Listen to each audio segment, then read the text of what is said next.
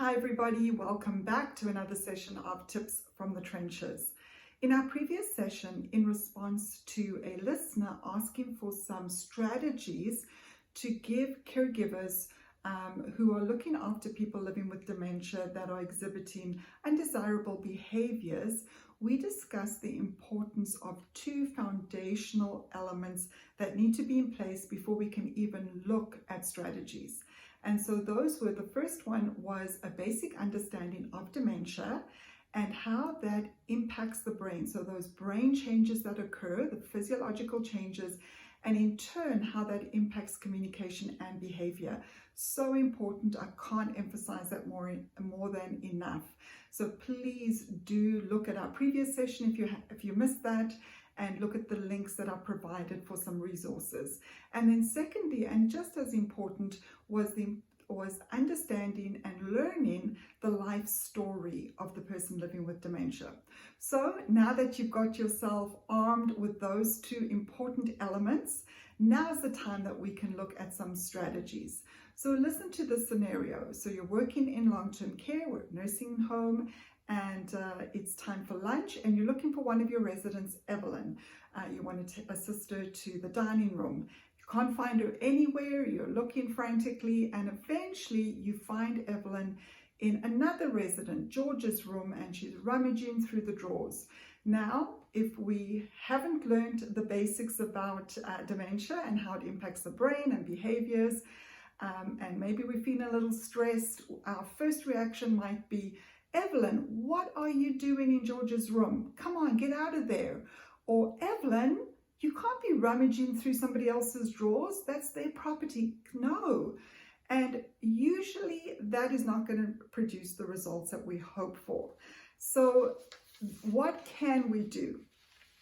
Especially now that we know better, because we have equipped ourselves with understanding dementia.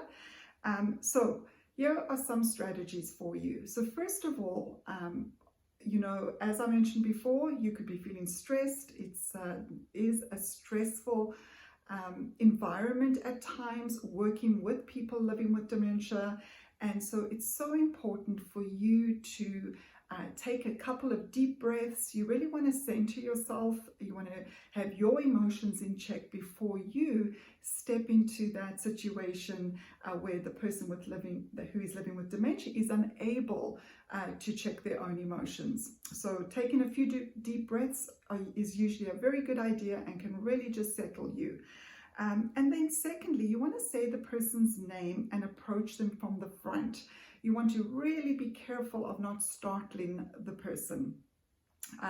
Secondly, you want to be very aware of your body language. So important, and especially your facial expressions.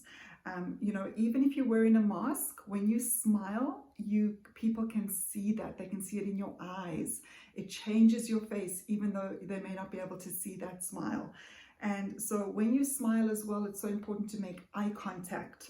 And then just as important is tone of voice. So the best kind of voice tones to use are clear, low tones, warm tones. Very important. And then use their name as often as possible. And you could use it in this way. Evelyn, I'm so happy to see you. Can I help you to find something? Or Evelyn, I have your favorite fish and chips waiting for you in the dining room. Let me take you there. Or you can say, oh, Evelyn, thank goodness I found you. I need your help. I'm run off my feet and I need some help setting the tables. Or you could say, Evelyn, I'm so happy to see you. You always put a smile on my face. And you could start maybe singing their favorite song like You Are My Sunshine. And so let's look at another scenario. So you have Joyce, and she comes to you and she says, I want to go home. So what you don't want to say is, Joyce, this is your home. You are home.